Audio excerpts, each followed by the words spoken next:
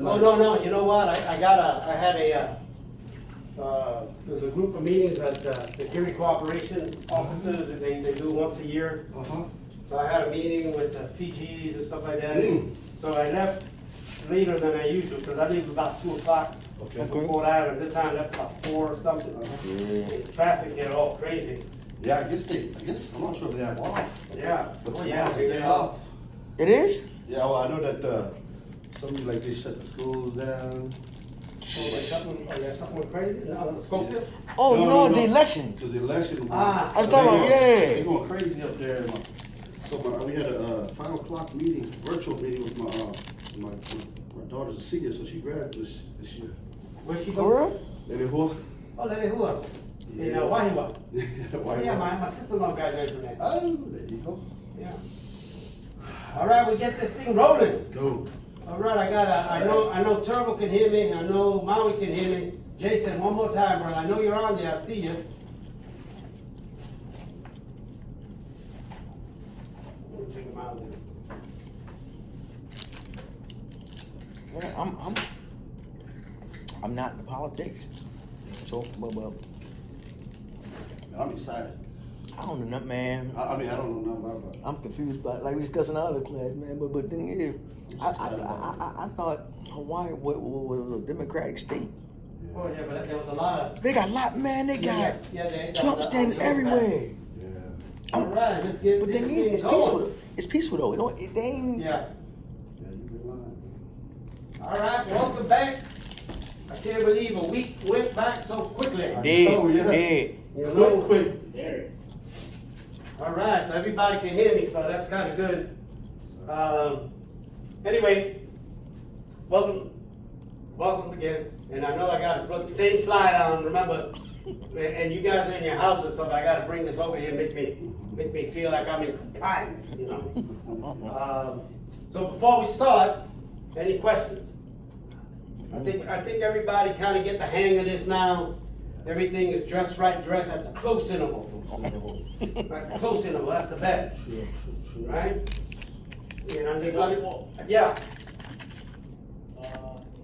You mentioned at the campus, is it kind of raining a little bit there tonight? Yeah, it's not, what do you think? I think it's not, it was a little misty, but I think it's kind of dry now. It's kind of dry. Last week's class, you mentioned it was raining cats and dogs. It was. Oh, yeah, it was. I hope no one stepped in a poodle. Oh, all right. There you go, right. Almost got it. Right.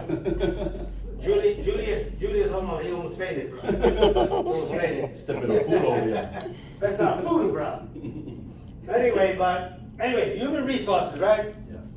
Yeah. They're the kind of branch that got a little bit of everything. You see it right there, a little money, trying to throw balance, people, and everything else, right? So the target of any organization, as you can see, right, is to have sustainability and profitability, right? So like the little picture there says, you know, the guy, the human resource is that little pot. But we're gonna talk about that little pot in a second here, because there's a lot more people in that pot than just human resources, right? But that's the key. You always try to water the organization to try to keep it growing, keep it fresh, keep it going in the right direction. Now, I know I always repeat this slide here, but remember again, organizations are an aggregation of individuals in a system of interacting elements, right? So I know that Turbo said something about, we'll go over a little bit later, we'll talk about the symbiotic relationship between strategy and the planning, right? So, you know, they are interconnected. Again, not only are we have aggregation of individuals, not only are we a system of interacting elements, we also got, again, the shareholders and the stakeholders, right? And they look at things differently. We've discussed that before, right? They look at things differently. And that's something that you gotta keep in mind. Because a lot of times when you read the book and they give you theories, for me, they look at it sometimes like straightforward, right? And I know you guys kind of dissected the article, and all of a sudden you're going, yeah, but how about this? How about employee motivation? How about, whatever, all this other stuff, right? Which is critical aspects as well, right? Because you know that, again, a system of interacting elements, right? And some of them are internal, some of them are external, right? So, again, here we go, that's us, right? That's human resources, we're looking at it. And, a lot of times, a lot of organizations, that's the way it looks like, right? They have all these holes and stuff, and I think with the planning and the article that Maui brought up, it was kind of like, okay, how can we plug up some of them holes, right? Well, how can we do something that perhaps we don't have to work as hard over a period of time if we set a proper foundation to go in there, right? So in the article, HR planning, appreciated Maui, great article, right? Here are the two articles, because he brought out another article and it was a question, right? Right? He had like essentially two articles, and one of them was from SHRM, the Society of Human Resource Management, right? And they were talking about some of the aspects of thinking out of the box and some of those things. So, as always, I look around and I say, okay, what's the common themes that we looked at and what people touched about? And I kind of looked at this, right? There was external and internal planning, greater than the package. I think that's one of the terms from the article from IBM. End-to-end process, something Jason, I think, brought up about the end-to-end process. Turbo brought up the symbiotic relationship, right? And about strategy and stuff, but doesn't necessarily just mean those two as well, right? There's other things happen, but I like that hand-in-handness of how things work. And then employee motivation was something that was brought up. One of you two, I forgot it was, right? I think Julia said something, you said something too, Antoine. With that, right? So, when you look at it, the benefits of human resource planning, right? There's always an obstacle. We looked at some stats, I'm gonna give my little stats, I like the little stats, right? That we were looking at, and, there's always some type of obstacle. Name it as you wish, right?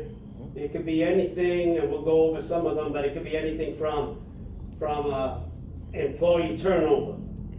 It could be obstacles of shareholder versus stakeholder, right? It could be obstacles of not getting the right people, It could be money. It could be technology. It could be that you're so technical that some people just can't work for you, right? Because they don't have the skill sets, right?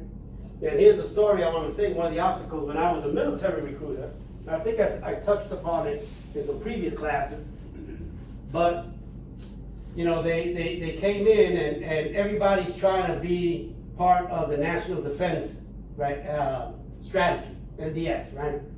And we were air defense artillery at a National Guard kind of thing, right? So they had an opportunity of the Patriot missile system coming in to New Mexico. And they were looking at it and like, oh my gosh, this is like the greatest, latest air defense artillery. It'd be great. Imagine we be one of the first, one of the only states that has it, us, and I think it was Georgia was the other one, right?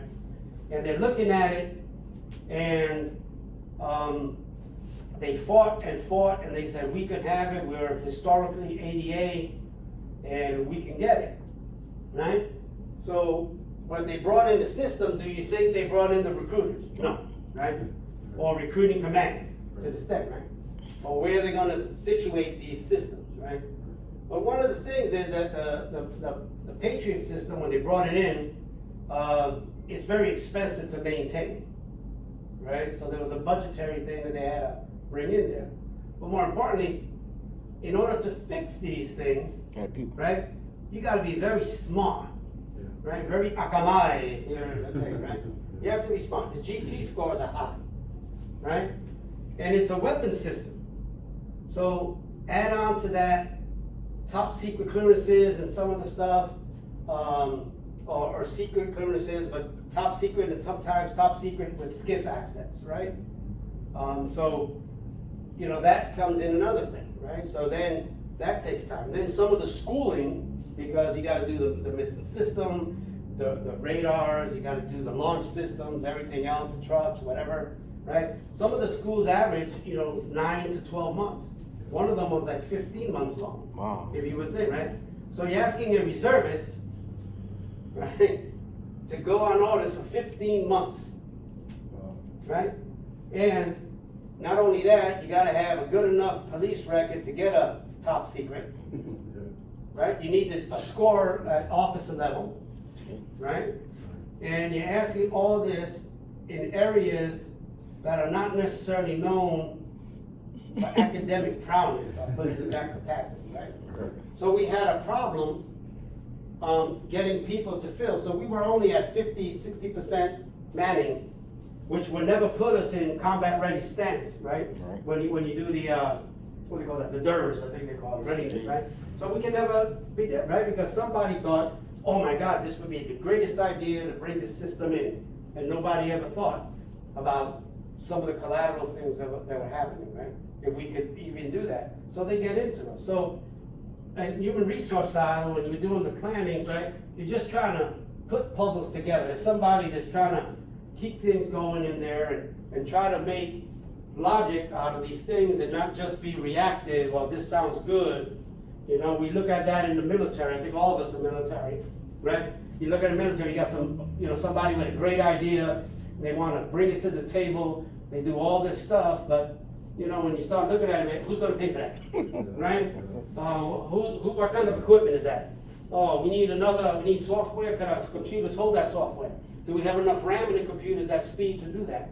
I'm talking turbo language now. J6, right? You're bringing all these things in. Can the systems hold that? Can the TDY computers hold it if you need to bring it in there, right? Is it classified, not classified? Right? So a lot of times, you got to put the puzzles in there, but a lot of times, like we always said, right, you got to put the right people on the right bus, but in the right seat, right? And I think you guys touched upon that really nicely on the thing. So I don't want to steal any of Marvin's thunder because he's got chapter 3 and 4, but what is the purpose of HR planning, right? It's not we're not a light bulb ain't going to come on. Oh my God, I didn't know that, right? It's like we're military, right? I think Turbo said it, right? You don't You don't plan to fail. You fail to plan, right? Mm-hmm. Cliche. But you're looking at to maximize the use of human resources and ensure ongoing development, to secure the production capacity required for the organizational objective, to synchronize human resource activities with organizational objectives. Again, you see all the organizational objectives. To increase the organization's productivity, right? That's a no-brainer, right? But you see how they're tying it in, and I think we use the word strategic planning, right? But it's organizational goals, right? So, as we did before, right, there's got to be some benefit to it, right? Got to be some benefit. Right, so you got to, lower HR costs through better HR management, more timely recruitment, better development, blah, blah, blah, you guys can read. But sometimes there's other factors, right? You see that little circle, that circle, the square, and there's people in there, and there's other factors, and we've been around the block. We know these things, right? Everybody here has easily 20, 30 plus years in the labor force, right? You see it around the block, right? So you got to take into consideration some of the other aspects of recruiting and making a plan, right? And one of them is the stages of employee, right? The stage of employee life cycle, right? And it is, right? It's what? You recruit, onboard, develop, retain, offboard, right? And that's a nice little thing. Somebody came up with that theory. They pat them on the back. They have a name on it, And that's the reality way, right? Like Ronnie Dangerfield and Back to School. Yeah. What fantasy land you're in, right? But that's usually the cycle of employee life, right? Then they couple that with strategic planning, right? And I ain't gonna go over it because that's some of the things in the book, right? But you review the organization, review the human resource objectives and strategies, and then you do your forecast, assessment needs, and you implement some stuff, right? So, you're looking at that. So the key here always is you gotta align them with the organizational goals and strategic goals. But sometimes it'd be nice if they included recruiting in HR in those discussions of the thing, because your discussion board or the conference room should have representatives from each of your key elements, right? Right. And sometimes they include human resources, they don't include human resources, depending on the organization. But there's nothing here, I think, that you guys are doing an aha moment. Right? You know that. Mhm. You've been in the military long enough that everything is planned, right? And that's the way it is. You know, if you have kids or whatever, right, and you're gonna go on a trip, right? You know that one kid is slower than the other one, right? And one of them is always forgets stuff, right? So you have to do like inventory sheets on one kid. You gotta wake one kid up an hour before everybody else because they're just slow, you know, and you know these things, right? So organizations are no different, right? They're looking at these things, you gotta set them up, right, with the goal, right? So here somebody came up, here's some steps, right? I think they talked about, I think the article is similar to these things, but you know, people have different perspectives, they put different words, but you analyze the objective, inventory of what you got, forecast demands, estimate the gap, formulate a plan, implement the plan, and you monitor and feedback, right? Nothing there, right? You see what we have, see what we need, where's the gap, the delta, you know, the gap analysis, then you make a plan, and then you implement the plan, if you have it. One of the things that Turbo said was talking about the Markov analysis, and I thought I put it in there, right?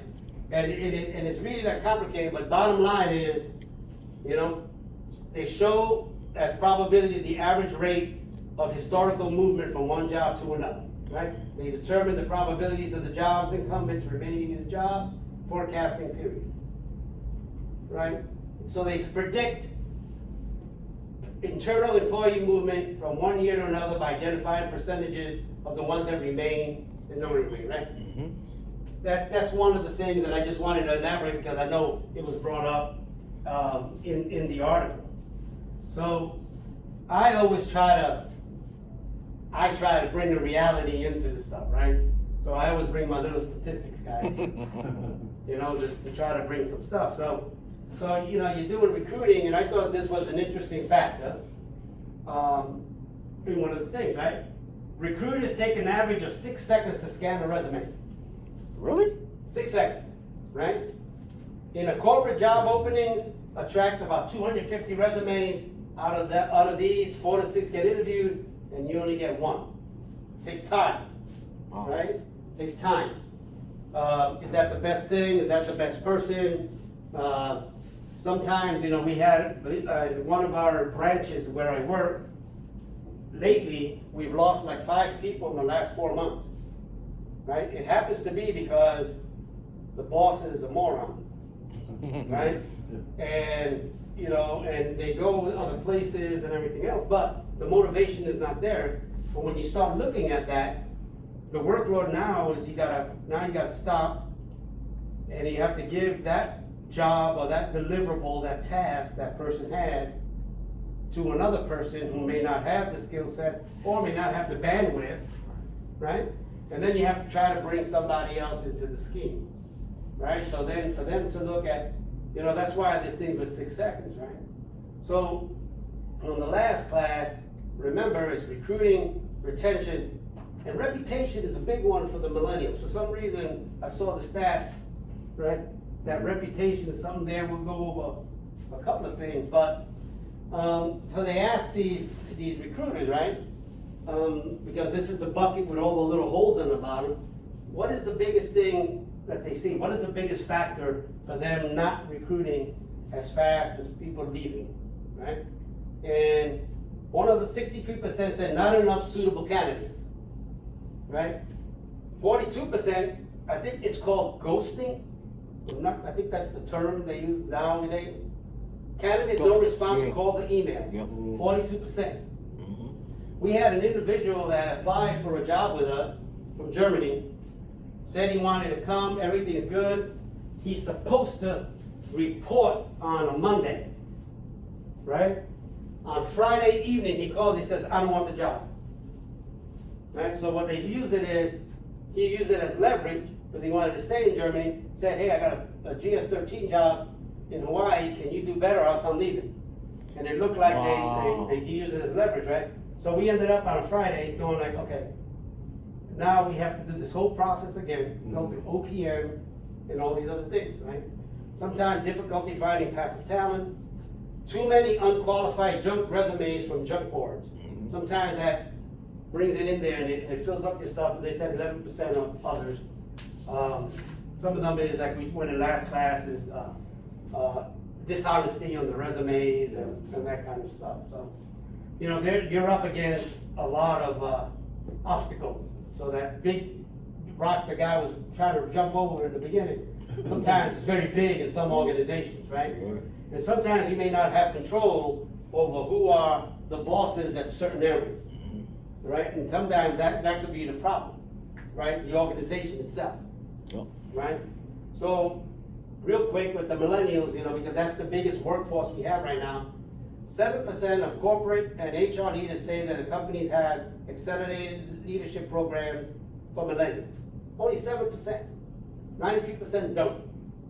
63% of millennials say their leadership skills are not being fully developed. Yep. 80% of the workers would prefer additional and new benefits. Right? What's in it for them? Right? So they're looking at that, right? Here is one of them.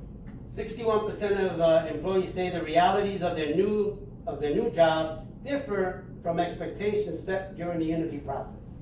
That's true. Right? 61. Sometimes the HR person does an interview. Right? The HR person finds some eligible candidates and then gives it to the hiring authority. Right? The hiring authority does it. 61% is very high, right? Depending on what they have. We had a situation one time with a young lady that wanted to get a job, it's a full-time job, apply for the full-time job. They're interviewing, we offering the job, and then she goes, hey, is it possible instead of a full-time job, can you make it a part-time job? Because I'm a single mom and I need some time, right? Damn. At the offering of the job. Right? So that was there's opposites as well, right?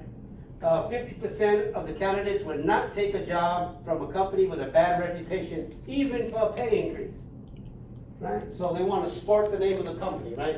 If you're in the medical field, we were talking about nursing last time. If you say something like, oh, so I'm an ICU nurse at the Mayo Clinic, right? That gives them some pizzazz or something, right? So rather than I'm from the Johnny McGillicuddy Clinic in Groverville, Wisconsin or something, right? They're looking at some stuff, right? That's a big thing.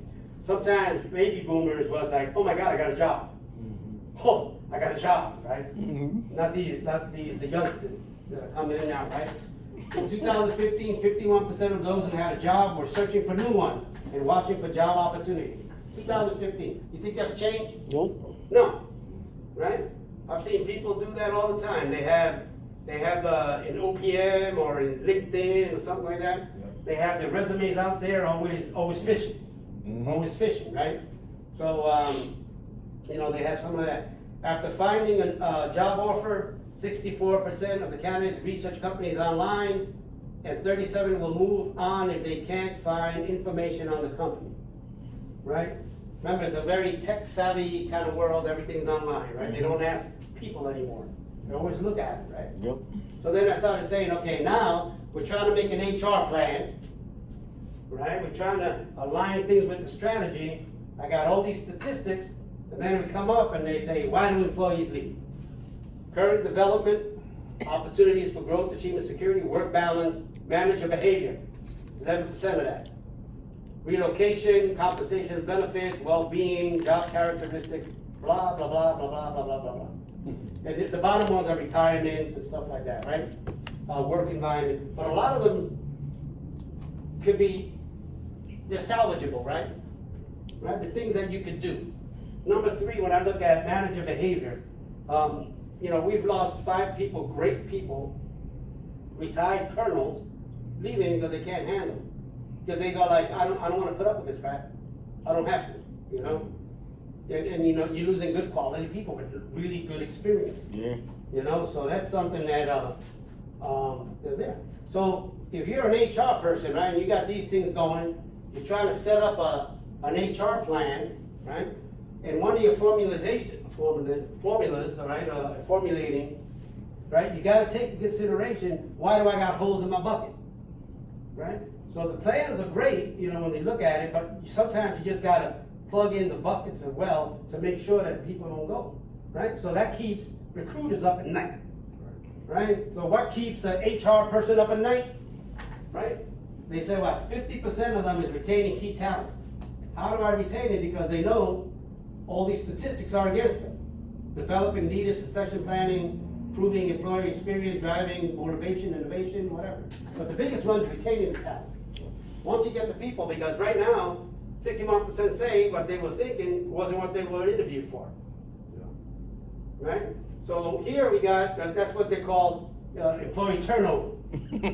Right? That's a big issue. Now, if I'm formulating a plan, and I'm assisting for the plan, you know, I need to tell the boss and say, look, there's other factors in here as well. We are losing good people, we're losing people quicker than we can bring them in. So sometimes when you're talking to these executives, sometimes you gotta talk to them in money. Yeah. Right? You talk to them in money. Because when you talk about in money, you know what they say, money talks and walks, right? Right? So you're looking at it, and here's the true annual cost of turnover, right?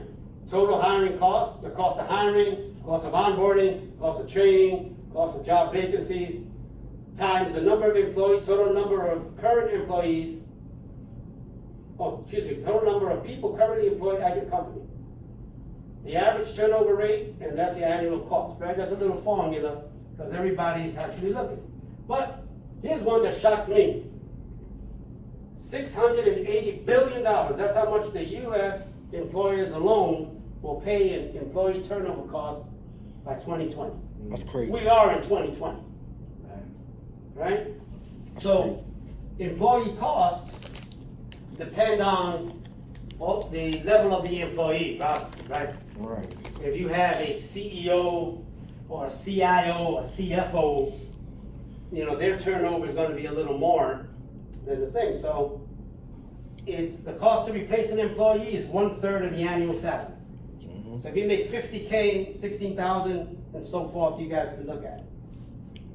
That's 3 people. If 3 people left, you're looking at some serious bucks, almost $100,000 that's just to replace them, right? Here's Forbes, because people like Forbes, right? Forbes, right? If it's a low-paying job, 30 to 50%. Mid-range positions, like I think we all are, like mid-range positions, 150% of the annual salary. And if you like generals, SCS level, they say 400%. So when you talk to your employees, your supervisors, you know, the strategic people that do the plans, right? Sometimes you gotta let them talk for money. You do, let me talk money, right? You know, because, you know, and sometimes it's the priority, right, in the military, right? I remember one time we were doing an exercise in Camp Lejeune, right? And he knows what I'm talking about. And we were in Camp Geiger in Camp Lejeune. It was a Geiger Tiger, right? Somebody lost an M16A1, right? They closed the base, right, to find that weapon, right? We had search parties, you know, the thing, you know, we couldn't leave until we found the M16. Damn. Does anybody know how much an M16 costs, roughly, for the government? What? It's $3,000? like $400. That's it? Yeah, because remember, we buy, In bulk. yeah, we buy in bulk, right? About $400, $416. Like at the time, it was like $416, right? But at the same time, they let 3 people leave the military. They don't make anything to retain them. And how much money do you think they lost to try to retrain these people, right? Thousands and thousands of dollars. Yeah. Their priorities is off, right? You lose a weapon, $400, they go crazy.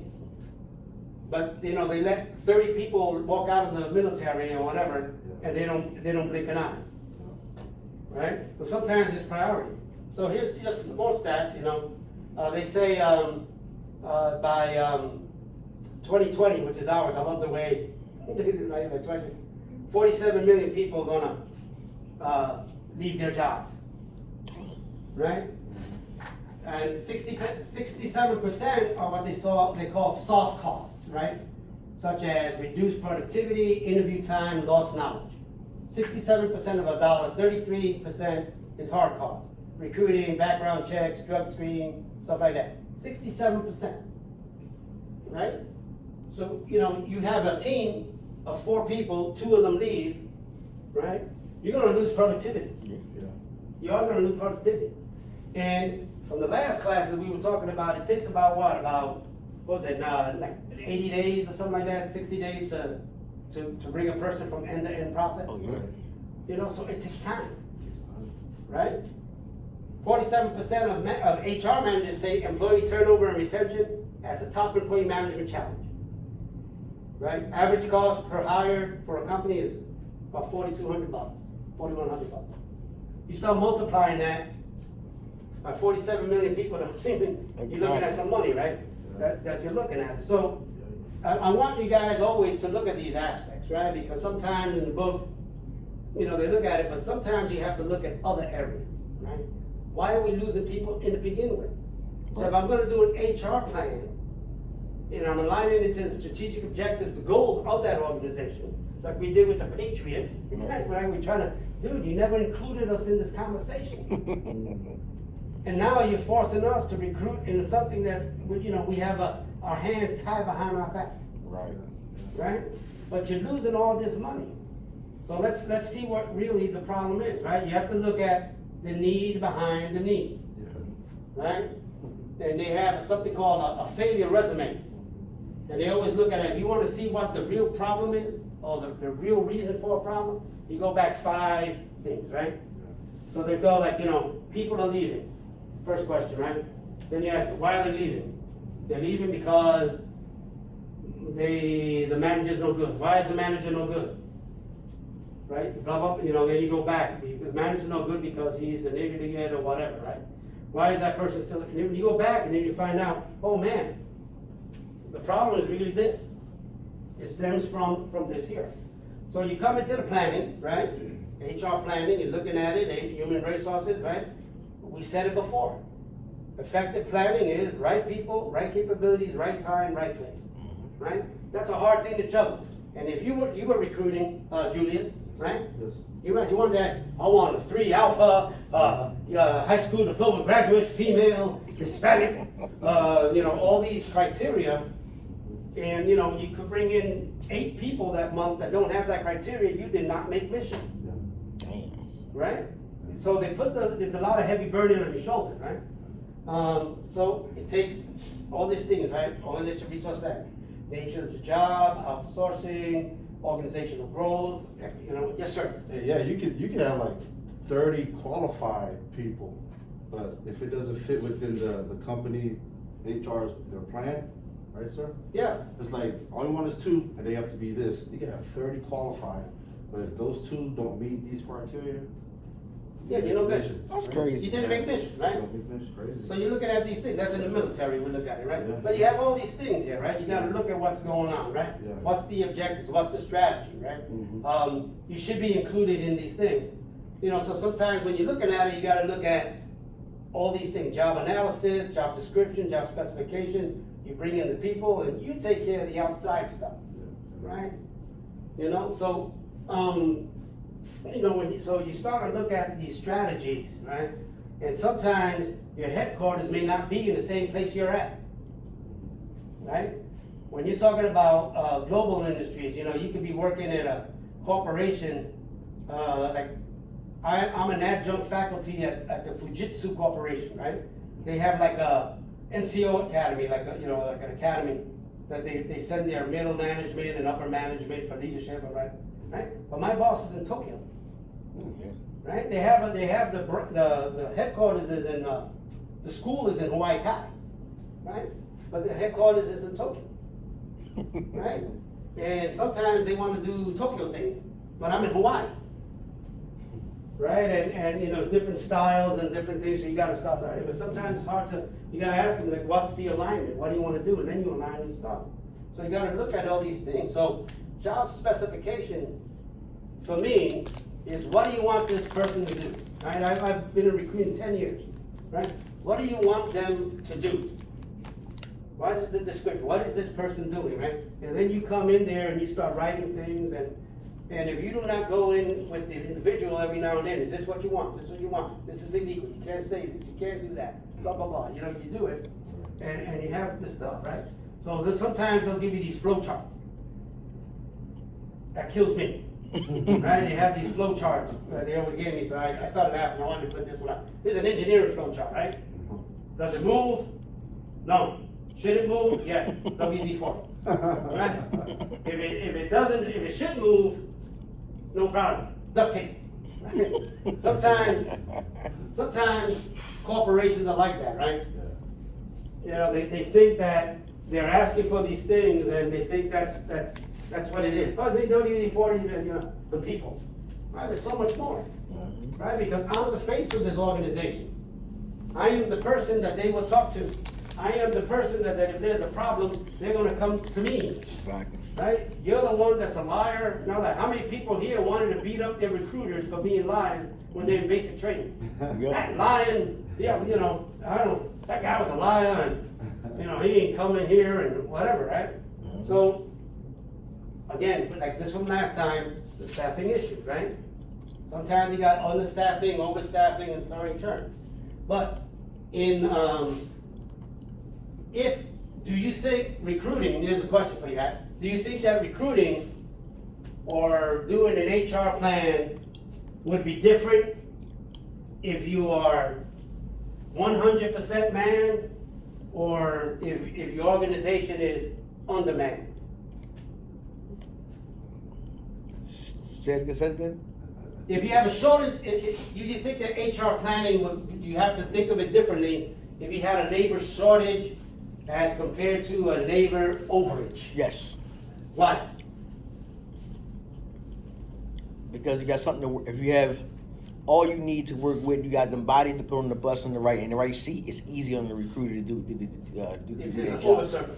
If it's over certain. No, well, if it's under or over? if it's under. If it's under, okay. If it's, it makes it hard for them to do their job. But if it's over, it makes it easier because they have bodies to lose and they still meet manning. Mm-hmm. You know, they don't have a turnover, a high turnover or replacement value. You know what I'm saying? Or a loss for the company because they still got manning in perspective. All right. How about you guys out there in the cyber world? You think it'd be different if you have a shortage of labor or a surplus of labor, how you would approach it? Anybody out there? Turbo, Maui, Jason?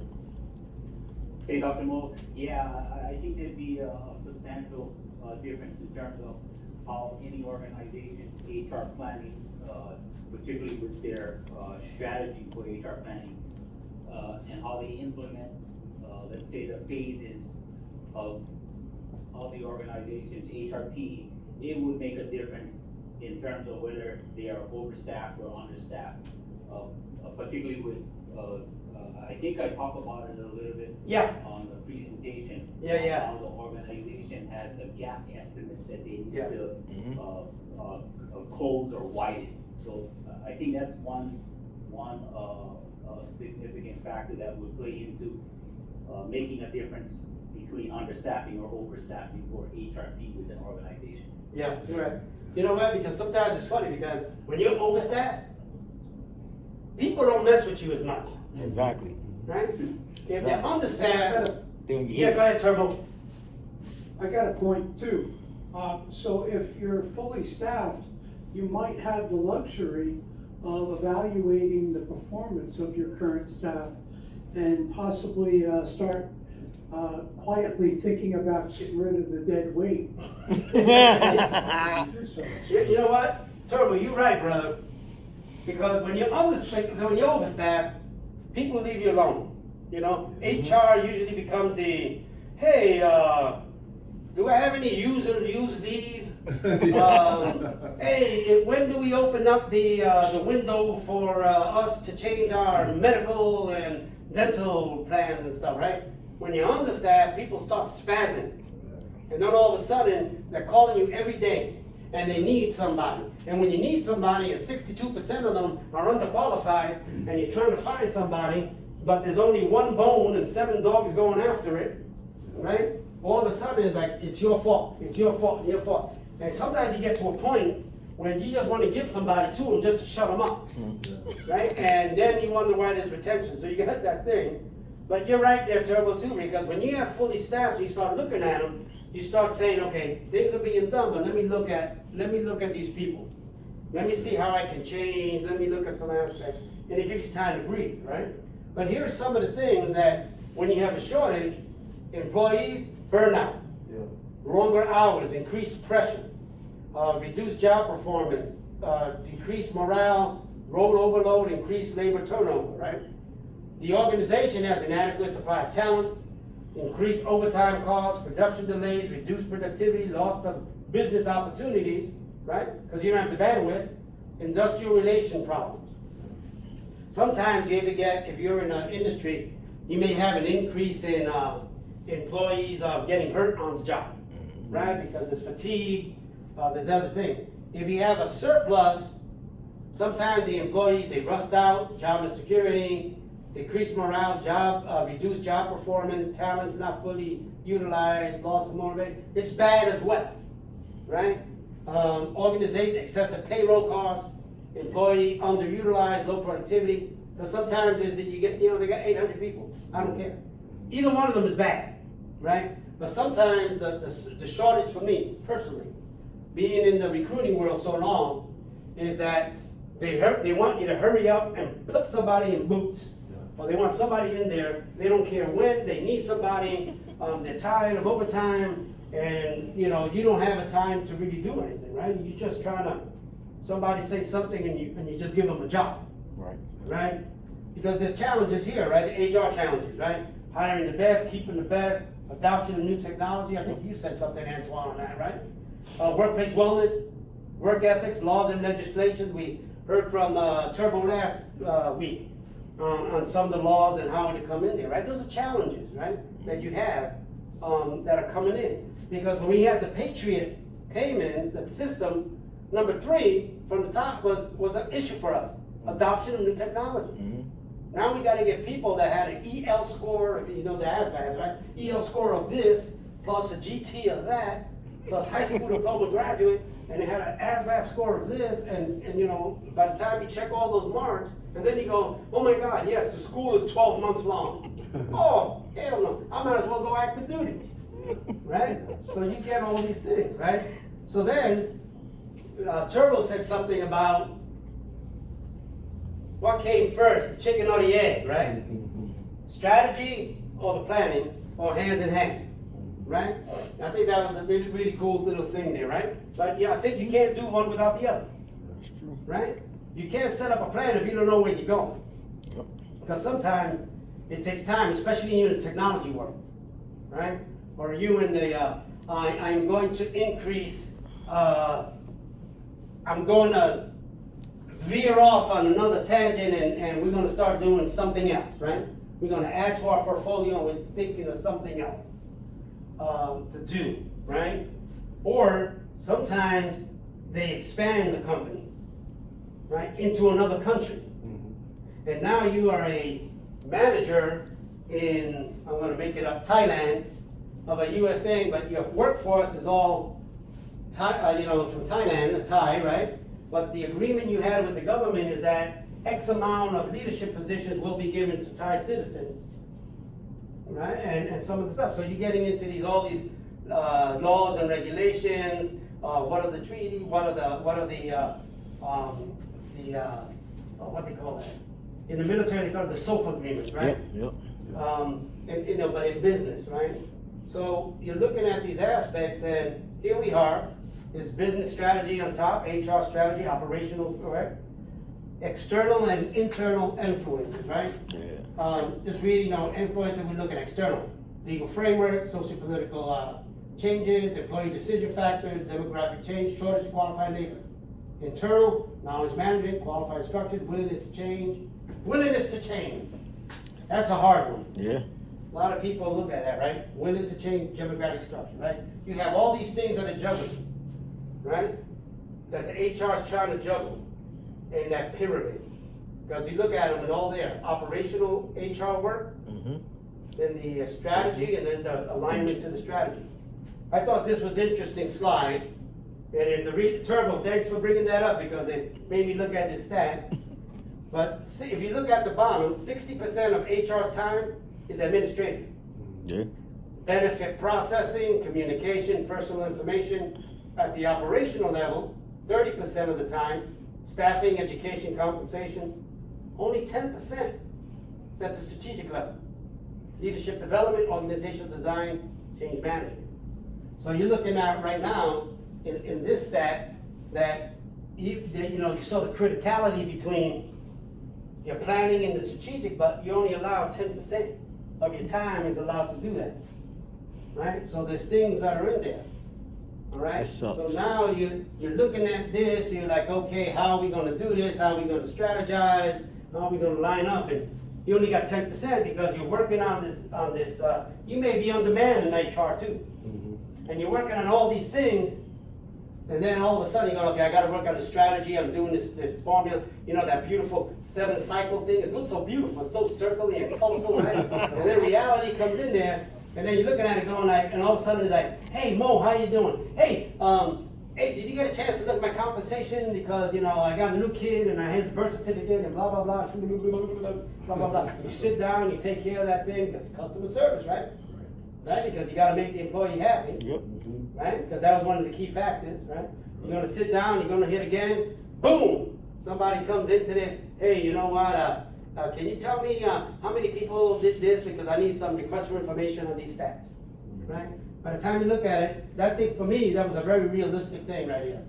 So at the strategic level, only 10% of your time can be done. If you had a good boss that has some good people, he has to be engaged, or she has to be engaged with the top-notch people to say, hey man, what are we gonna do and how are we gonna do it, and bring it in. But another thing we're looking at is you gotta keep the employees that you have, because that was the challenge, right? Back over here is keeping the best. Workplace wellness, right? Yep. So you're looking at it, and is employee motivation, you brought it up, right? Not everybody is motivated by the same thing. Nope. Right, so we're looking at here, these are some things, right? And you notice that there's brand and reputation, recognitions, people like attaboys, other people don't like attaboys. I don't like when they give you on-the-spot awards. I'd rather have a hours off award, time off award. I'd rather have that, because they tax the crap out of here. On the other ones, right? Other people is relationship building, right? How their relationships are. And then Jason brought up a point. And he brought up something that I thought it was funny. Not funny, but I it's something that's realistic as I'm going through it at work. Is this one here, right? And if you look at it, it says all the internet for East Africa squeezes through this cable. Right? And that's a legitimate thing, right? Boom, SPOF. You know what that is? Single point of failure, right? Sometimes they have the wrong people, or they only have one person, and Jason brought that up, and I thought it was critical on the planning as well, because right now in my organization, we have one IT person. What? One. What? Right? If that person gets sick, that person we are SOL. Right? One person. Right? So your planning has to look at that as well, because sometimes you got these systems, right? And we're looking at them, and they're looking at all these good things, and he's like, well, I can only get one qualified person. Well, what happened if that person just got sick or said, look at the retention turnover, and they leave? There goes productivity and everything else. So that's piss poor planning, right? If you just have one person come in there, and then, you look at it, and he brought also up end-to-end process, right? So as the planner, you gotta have the whole process. This is for something different, but the concept is there, right? Identify the improvement opportunity, plan for change, put together the team, make changes, monitor and improve, right? Analysis, strategy, procurement, implementation, performance, right? You gotta go think. So as a planner, you gotta look at the strategies, right? But you gotta consider a lot of things. And the key is that you have to be in a position, or make yourself get into a position where you have some influence over the policymakers and the decision makers. Right. You have to be a critical part of the decision-making process, or you gotta be a decision support tool as a person, because we're seeing that sometimes when you're looking at these plans, you gotta start looking to say, where are we going? What's the, I'm gonna say 5-year plan, strategy plan, what's going? Look at the delta, but sometimes the delta, the difference between where you're gonna go and what you have may be poor management. Yeah. It could be lack of motivation, right? It could be something. Why do we have those holes in the bucket? And sometimes the first thing you should do is fill the holes in the bucket, right? But sometimes management or senior leaders get so blinded by, like we were with the Patriot missile system, because it's the top-notch system, it was the best one, and everything else, it did great things in the Desert Storm, you know, and everybody wanted, oh my God, we're gonna be part of it, and then we couldn't get nobody to manage. We couldn't get the manning to go in it. We were not part of that system. So you can have, you know, you can have the best plan in the world, but if you fail to bring the right people on the table to discuss these things, you're gonna fail. Yep. So sometimes, like I'm saying, is the managerial part of it is you gotta be, there's a lot of factors. So the book comes up with a lot of beautiful things, analyses, they got all these things, great articles, Maui, by the way. But when you look at it, you gotta look at really what is the problem. Okay, when you're doing these things, what is the problem? Is it somebody over the top? You know, they said that wants to start something. They want to do these new changes. Hey, I read this, I read that. These people do this, these people do that. I do research sometimes, right? And sometimes they come up. Oh, we got to do analytics and stuff. Look at this. Look at this report that the Rand Corporation. Yeah, it has 7 authors, and it cost the government $300,000 for that report. Mm-hmm. I got 6 people that have other things they have to do as well. I can't do that unless, and sometimes you have to say that as a plan, right? We can execute this, but let me give you a COA, Yeah. right? I gotta give you 3 COAs, right? This cannot happen because it is. If you want it to happen, this gotta happen, Yeah. or this gotta happen, right? Sometimes you just gotta be the a-hole in the room and say something, because remember, after all this really said and done, they come up with these plans, they're always gonna blame the recruiters, Yep. right? Bad plan, recruiters can't recruit. They're not good recruiters, right? They can't do this, they can't do that, right? All right, people, questions? Hey, Dr. Mo. Yeah. Dr. Mo. Yeah, So I mentioned in the discussion how I thought it was symbiotic yeah, and we did the chicken and egg. Your Patriot missile example, did the holes in the HR plan actually eventually impact the strategic plan? In other words, the plan to have the Patriots here? Over. yeah, but you know, the thing that happened was, when they were bringing in that concept of bringing the Patriot, because we were an air defense artillery state. We had the Stingers, we had the Hawk missile system, we had the Chaparrals and the Dusters and all this other stuff, air defense. But what they failed to do they were looking at it strategically, but they never included the recruiting aspect, the recruiting arm in the HR. That's the problem. Because you know, in the military recruiting, they have recruiting retention command, right? Or recruiting command. Yeah. They were not included. Wow. So when they weren't included, they were aligning a strategy. We have to do this. It's going to keep us alive. We got the best system, but they didn't have every integral person in there to say, hold your horses. Let's do this. Let's look at these aspects as well.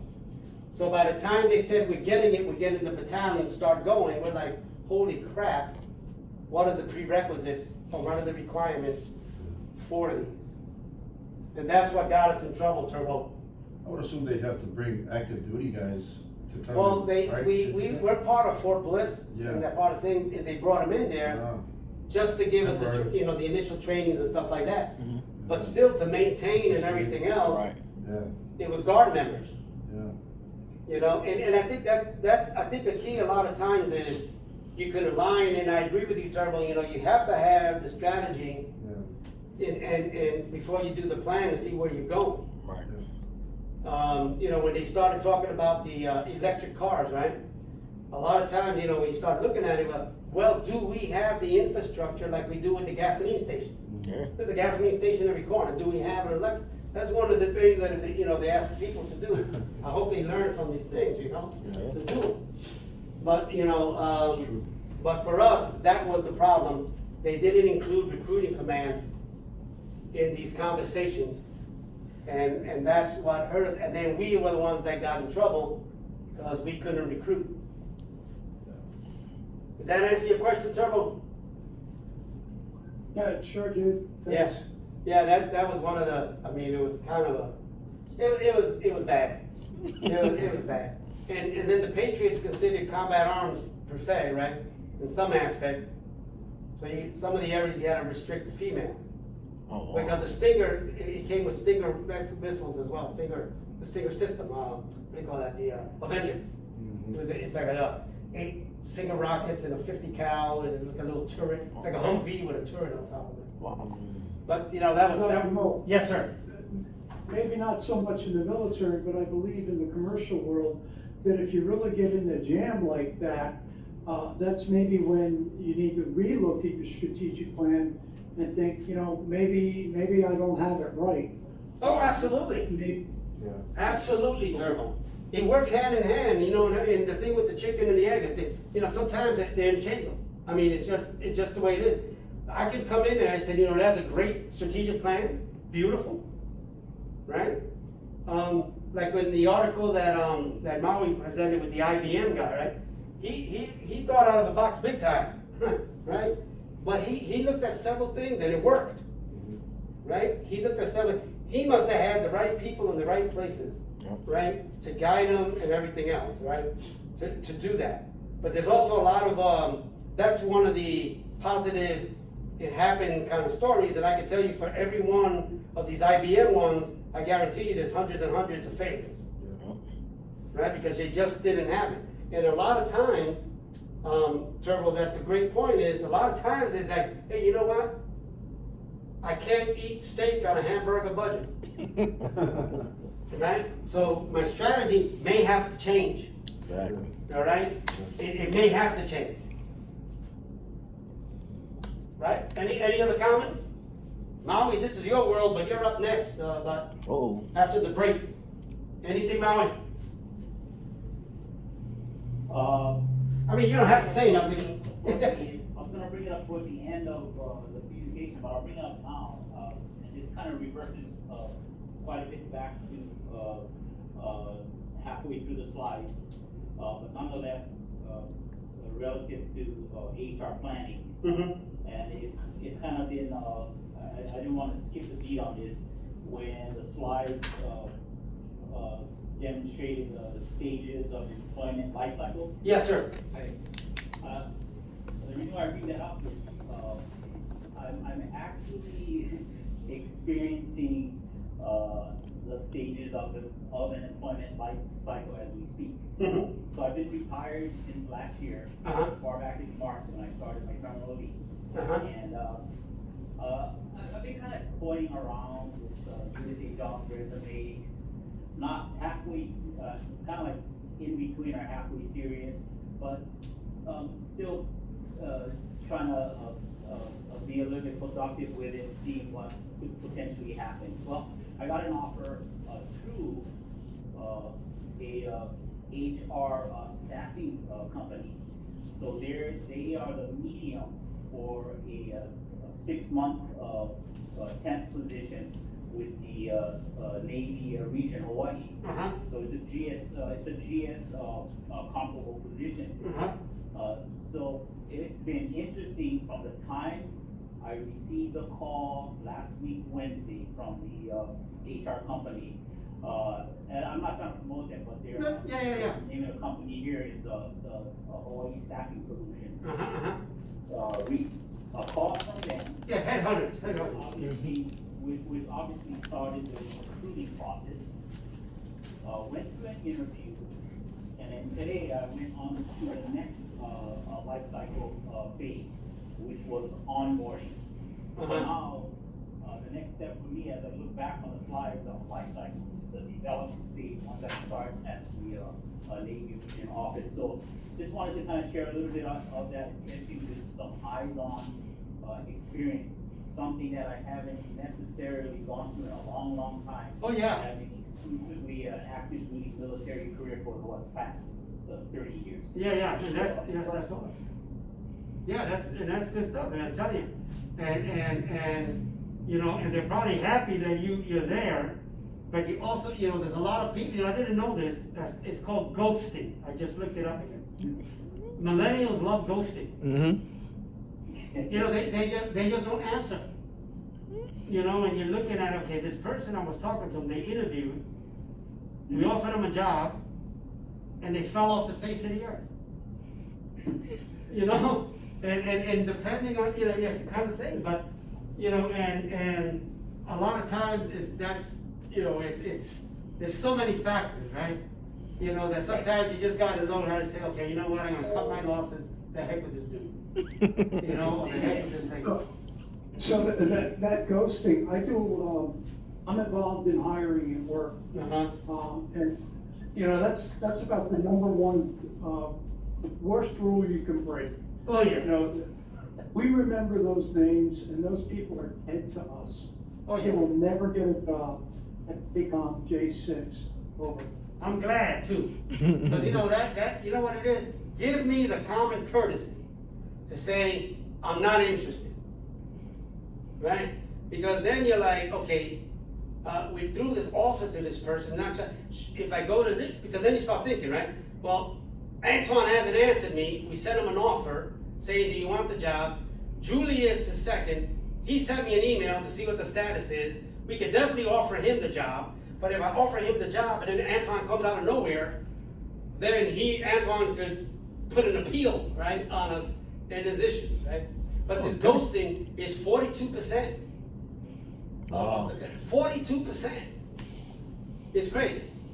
Anyway, bro. I give them a deadline to reply back. I hit them up with an email. I call their phone, leave a voicemail. And if they don't meet that deadline, then we go to number 2, and we're documenting everything. I keep a whole log. Oh, yeah. Wow. I'm telling you, I gotten good with documentation. Yeah, because they can bite you. Okay. All right, brother. If it's not on paper, it didn't happen. It didn't happen, that's right. Let's take a 15-minute break, and we come back, and on deck we have Brother Maui. So let's take a 15-minute break.